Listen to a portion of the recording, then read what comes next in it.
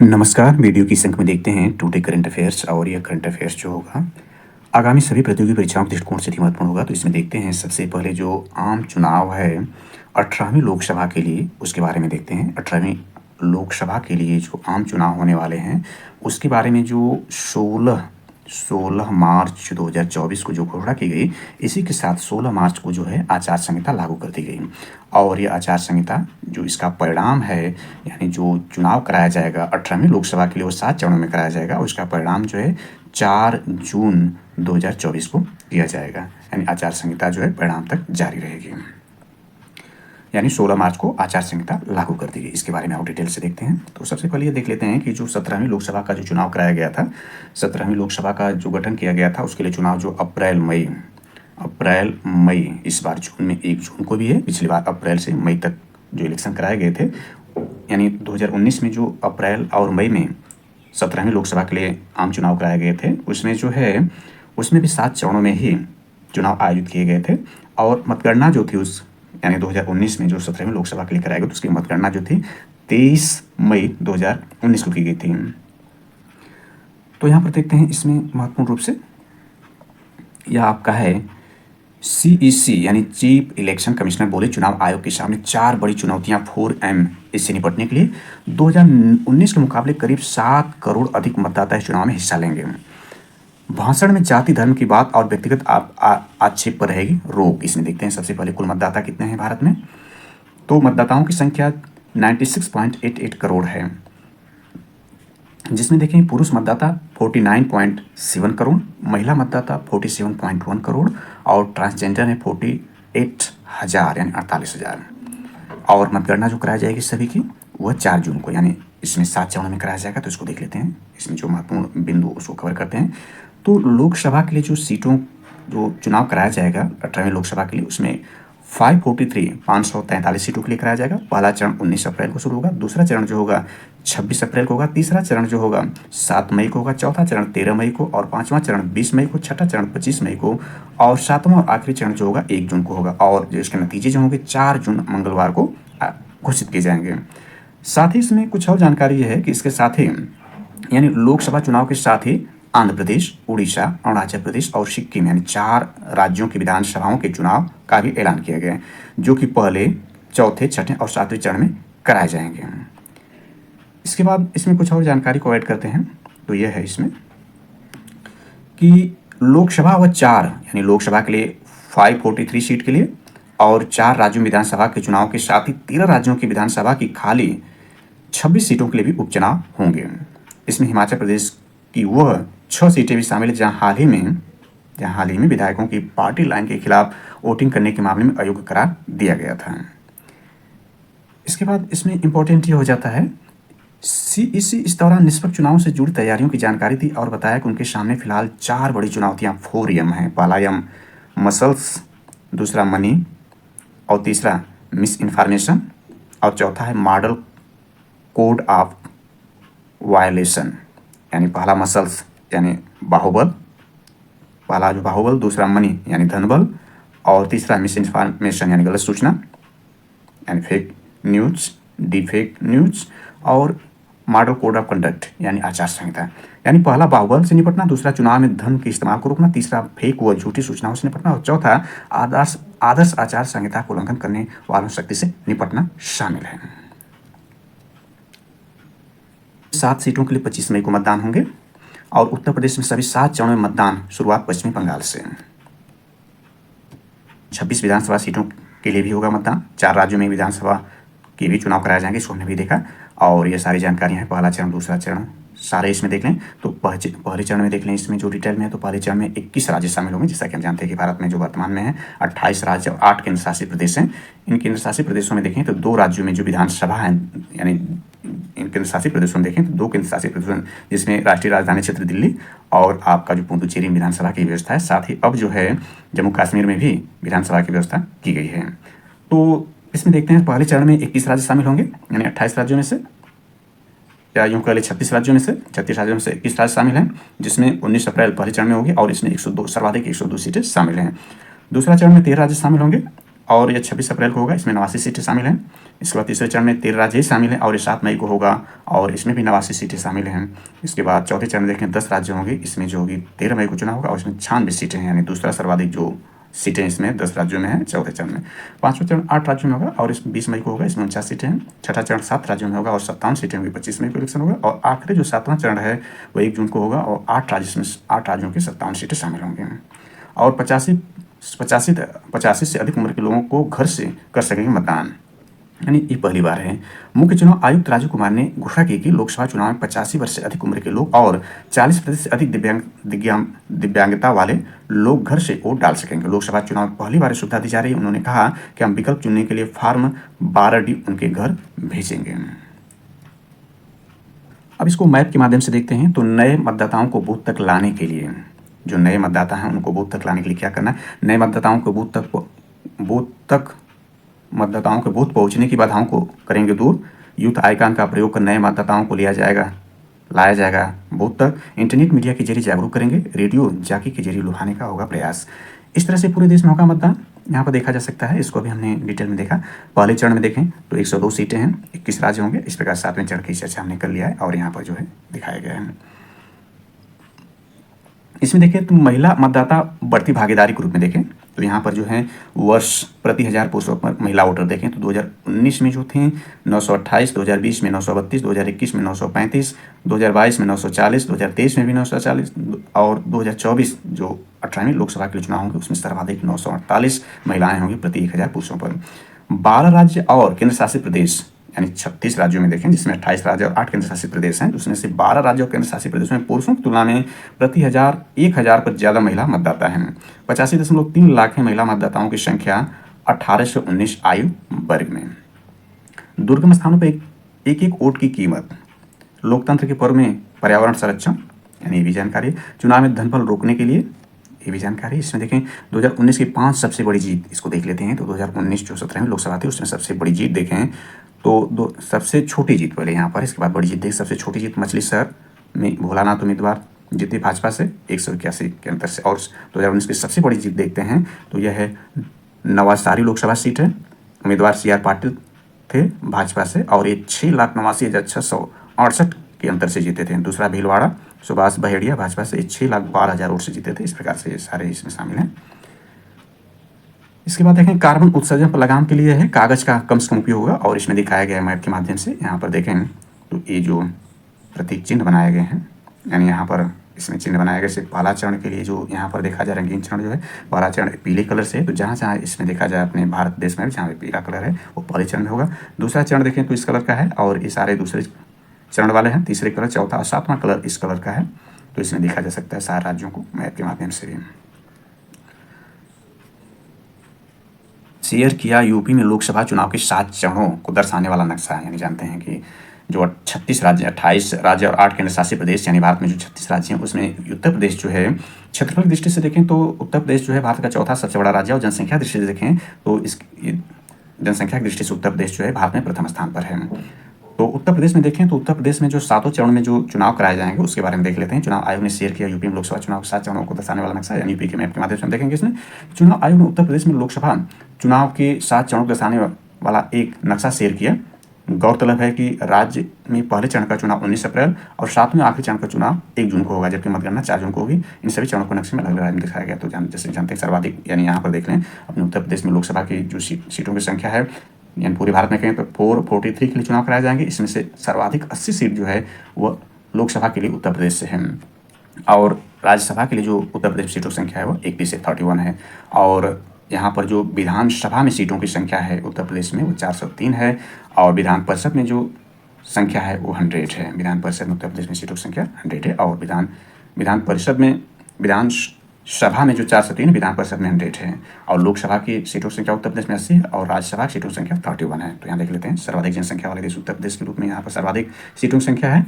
तो यहाँ पर ये उत्तर प्रदेश का मैप दिखाया गया है और यहाँ पर चरण वाइज है, यानी इसमें पहले चरण से यहाँ स्टार्ट किया गया है पीले कलर से, पहला चरण, दूसरा चरण, तीसरा, चौथा और इस प्रकार से, यानी पश्चिम से उत्तर की तरफ आते जा रहे हैं। चौथा, 5वां, 6ठा और आखिरी में 7वें चरण का दिखाया गया है। इसमें कलर वाइज यहाँ पर है, फर्स्ट, फेज, सेकंड, थर्ड वगैरह दिखाए गए हैं और इसकी सीमाएं भी देखी जा सकती हैं कि उत्तर प्रदेश जो है 8 राज्यों के साथ सीमा साझा करता है और एक केंद्र शासित प्रदेश, यानी यदि टोटल स्टेट या यूटी के रूप में कलेक्ट करके देखें तो उत्तर प्रदेश 9 राज्यों के साथ जो है अपनी सीमा साझा करता है और एक देश जो है नेपाल है उसके साथ अंतर्राष्ट्रीय सीमा साझा करता है।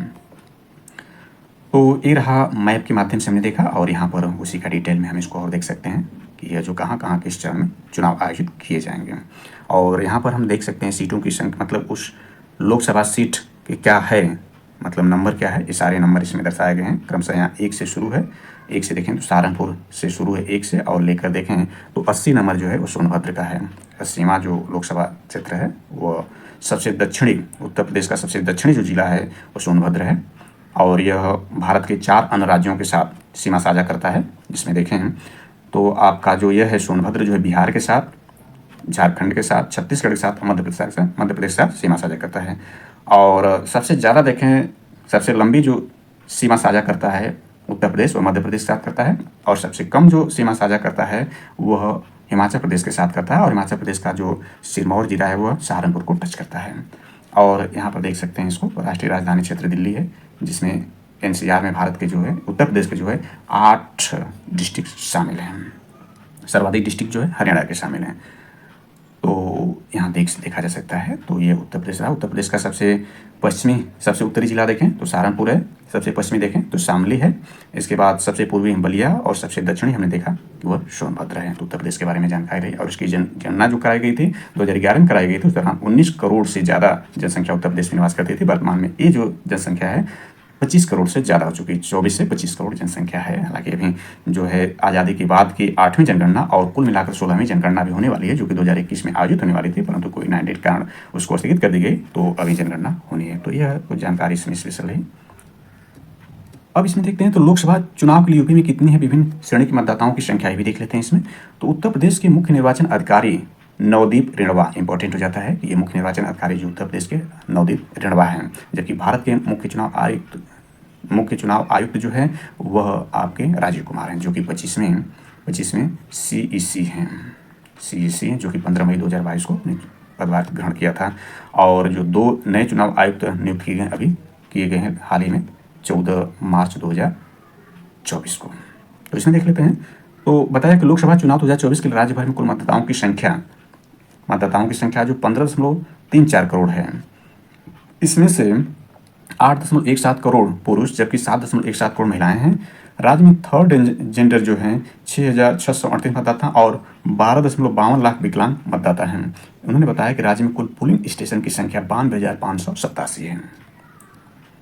ग्राफ में लोकसभा सीटों की संख्या 543 के बजाय दिख रही 544। चुनाव आयोग ने लोकसभा चुनाव की तारीखों की घोषणा के दौरान एक ग्राफ शेयर किया, जिसमें कुल लोकसभा सीटों की संख्या 543 के बजाय 544 दिख रही है। एक पत्रकार द्वारा इसके बारे में पूछे जाने पर मुख्य चुनाव आयुक्त राजीव कुमार ने बताया कि ऐसा इसलिए दिख रहा है क्योंकि मणिपुर में एक लोकसभा, यानी एक ही लोकसभा मणिपुर में है, के लिए 2 चरणों में चुनाव होंगे।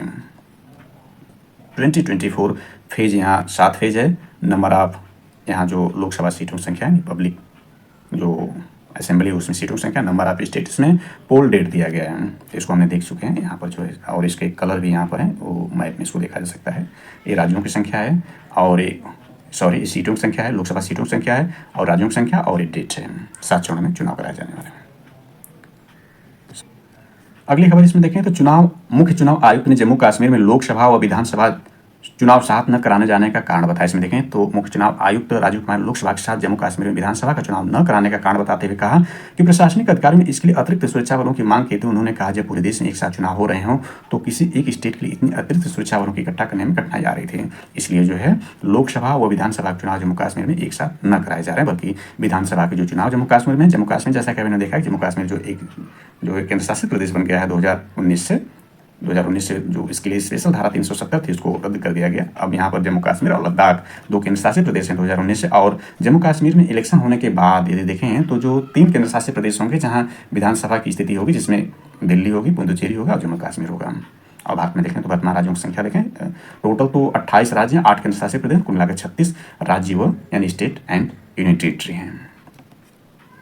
अगली महत्वपूर्ण खबर को इसमें कवर करते हैं। तो यह SpaceX से संबंधित है। इसमें देखें तो धरती पर कहीं भी लक्ष्य पता लगा सकेंगे US, इसलिए जासूसी उपग्रह नेटवर्क बना रहा है SpaceX। खबर राइटर्स के सूत्रों के हवाले से बताया गया कि अरबपति एलन मस्क के नेतृत्व वाला SpaceX अमेरिकी खुफिया एजेंसी नेशनल रिकॉग्नाइजेशन ऑफिस के एक अनुबंध के साथ जासूसी उपग्रह का नेटवर्क बना रहा है।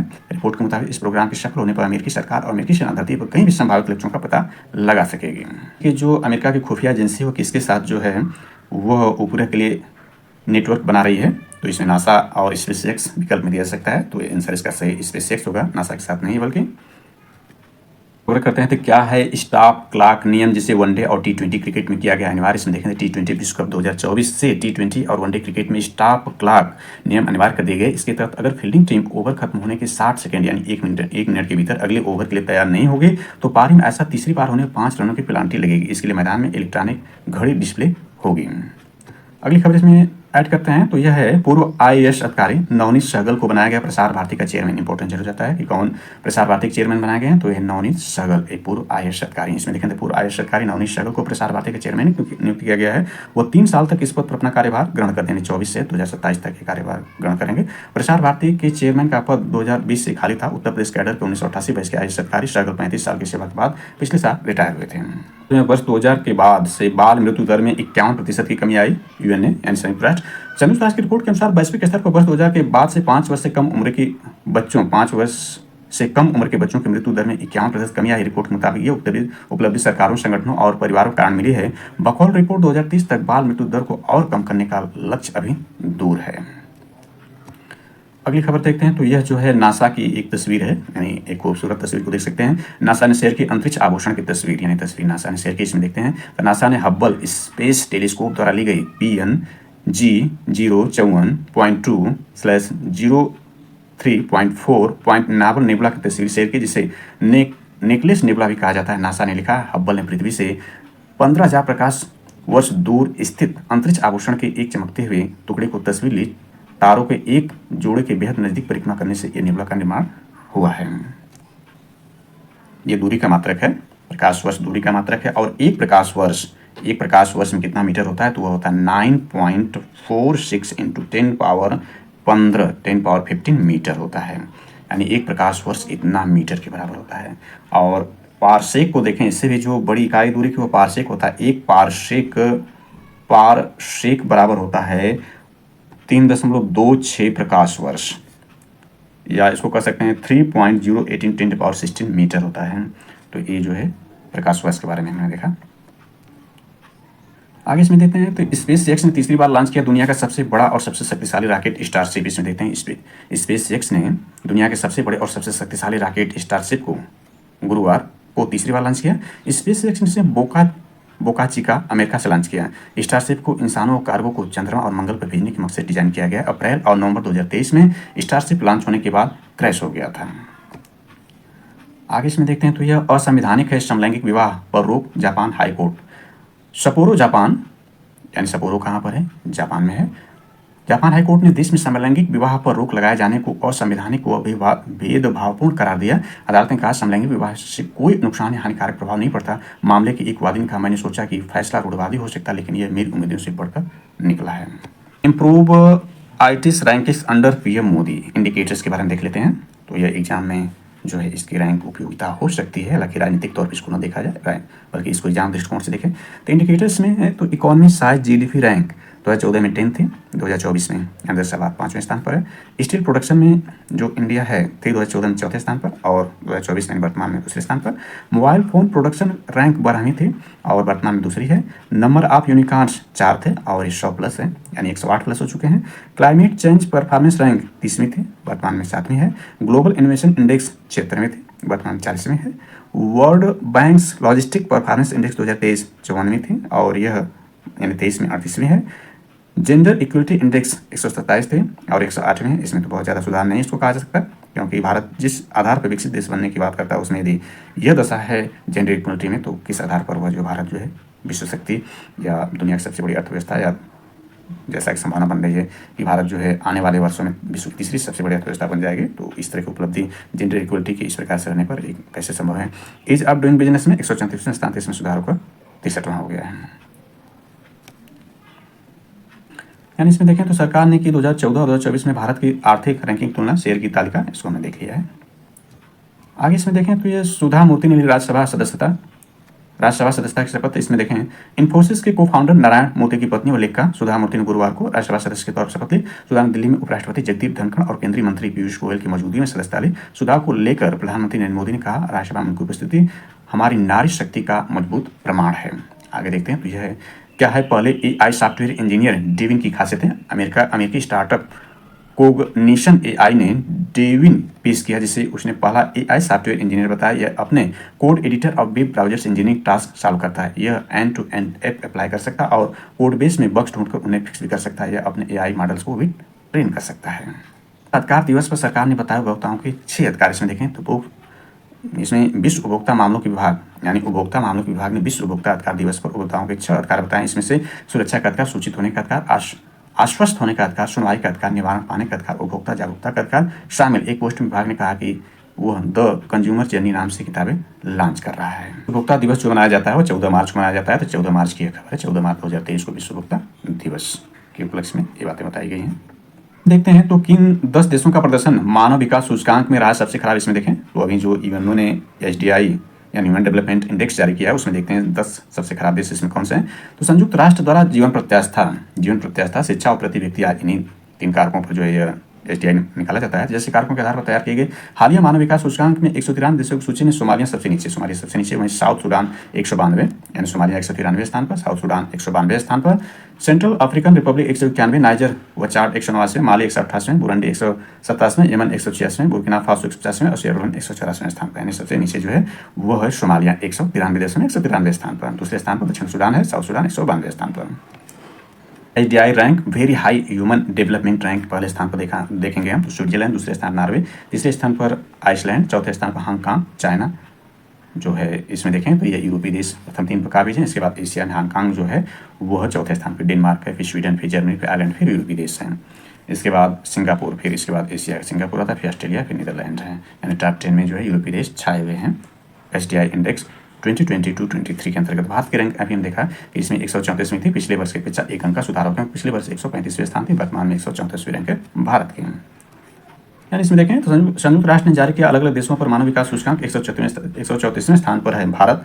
संयुक्त राष्ट्र द्वारा जारी मानव विकास सूचकांक HDI में स्विट्जरलैंड 193 देशों में पहले स्थान पर, जबकि भारत 134वें स्थान पर सूची में नॉर्वे, आइसलैंड, हांगकांग, डेनमार्क और स्वीडन शीर्ष 5 में शामिल। इसके अलावा जर्मनी, आयरलैंड संयुक्त रूप से 7वें स्थान पर, वहीं सिंगापुर 9वें और ऑस्ट्रेलिया और नीदरलैंड संयुक्त रूप से 10वें स्थान पर हैं। विकास सूचकांक क्या है इसमें देखें तो मानव विकास सूचकांक संयुक्त राष्ट्र विकास कार्यक्रम द्वारा दुनिया भर में विभिन्न देशों मानव विकास के स्तर का मूल्यांकन और तुलना करने के लिए सृजित एक समग्र सांख्यिकीय मापन। इससे वर्ष 2019 में सकल घरेलू उत्पाद GDP जैसे पारंपरिक आर्थिक मापकों जो कि मानव विकास के व्यापक पहलुओं में विचार नहीं करते हैं कि एक विकल्प के रूप में पेश किया गया। यह रैंकिंग किसी देश के यानी इसमें 3 पॉइंट है, स्वास्थ्य, शिक्षा और औसत आय की स्थिति दर्शाते हैं।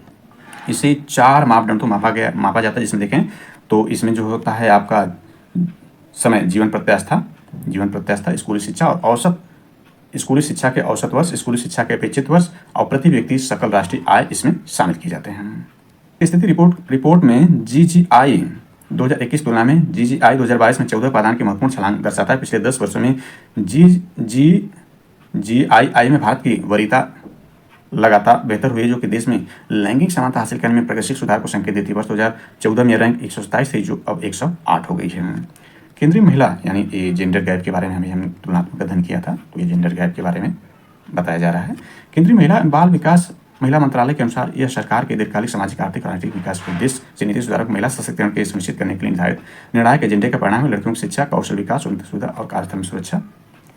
UNDP की एक रिपोर्ट मानव विकास सूचकांक 2023-24 के सूचकांक भारत की लैंगिक असमानता की गिरावट देखी गई है। UNDP ने लैंगिक असमानता सूचकांक 2022 जारी किया। रिपोर्ट के अनुसार लैंगिक असमानता सूचकांक GII 2022 में भारत 0.437 स्कोर के साथ 193 देशों में 108वें स्थान पर, लैंगिक असमानता सूचकांक 2021 से 0.490 स्कोर के साथ 151 देशों में 122वें स्थान पर था।